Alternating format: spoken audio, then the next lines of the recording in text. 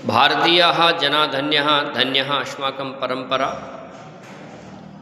आप सभी को आज बरुथनी एकादशी है और इस बरुथनी एकादशी पर्व की मैं सभी को शुभकामनाएं ज्ञापित करता हूं। तो आइए इस महापर्व पर हम आपको भगवान शब्द की मैं यहाँ पर व्याख्या कर रहा हूँ कि कोई भी हमारे दैनिक प्रयोगों में कुछ शब्द आते हैं तो उनके महत्व पर हमें जानकारी होनी चाहिए कि ये शब्द क्यों हैं।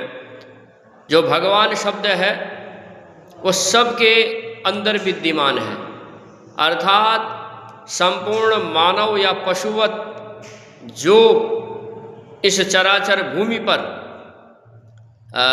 विचरण करता है वो सब भगवान है। इस शब्द के तात्पर्य से यह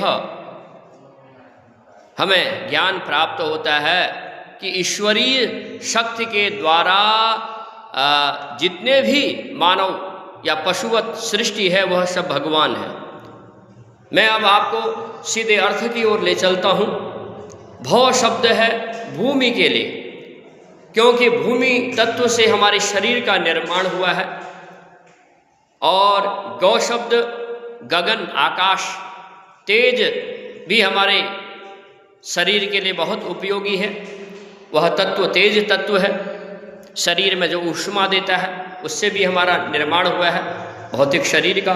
और वाह, और जो महत्वपूर्ण एक शरीर को संचालन करने का मनुष्य जीवित है या मृत है उसका एक बोध कराता है वह वायु है। तो वायु का हमारे दैनिक जीवन में बहुत महत्वपूर्ण स्थान प्राप्त होता है।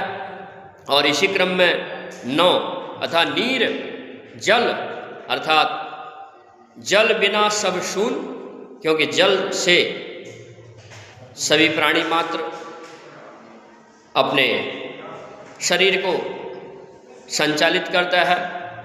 तो जल तत्व भी हमारे शरीर में समाहित है।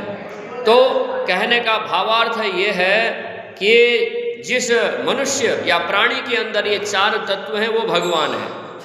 तो यही भगवान शब्द का, इसलिए हम भगवान उसको कहते हैं। भगवान कोई बाहर नहीं है, भगवान हमारे अंदर ही है। इसलिए संपूर्ण जो परमात्मा जगन्नाथ की जो सृष्टि है वह सब उन्होंने सभी को भगवान का एक विशेष स्थान दिया है।